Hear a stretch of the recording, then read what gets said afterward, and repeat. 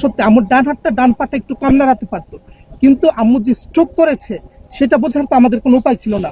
কারণ এর আগেও লুজ মোশন হয়েছে, বাসায় ডাক্তার এনেছে, স্যালাইন দিয়েছে, ঠিক হয়ে গেছে। তো আমরা তো মনে করেছি ওই রকমই। আমার কোশ্চেন হয়েছে, মনি তার সন্তান না, এটা স্পষ্ট নাকি মনি? এটা স্পষ্ট।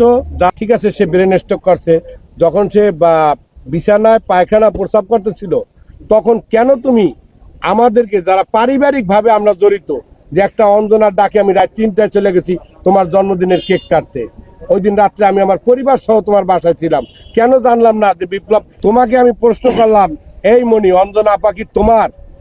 অঞ্জনা আপা কি তোমার একার? অঞ্জনা আপা আমাদের চলচ্চিত্রের সারা বাংলার, কেন তুমি আমাদেরকে জানাইলা না?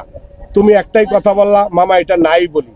আচ্ছা যাক, আম্মু তো না করেছে। তোমার আম্মু না করছে, আইসিইউ তো বৈশাখী না করছে। এর পরবর্তীতে আমরা যখন দেখে আসলাম অঞ্জনা আপাকে, সে শুধু এরকম করতেছে আর বলতেছে, সুচরিতা ভাবিকে বলছে উকিল পাঠাও। এগুলো সুচরিতা ভাবির কাছ থেকে আপনারা শুনে নেবেন। এর পরবর্তীতে ক্যান্টিনে বৈশা তুমি বললা তার কিচ্ছু নাই মামা।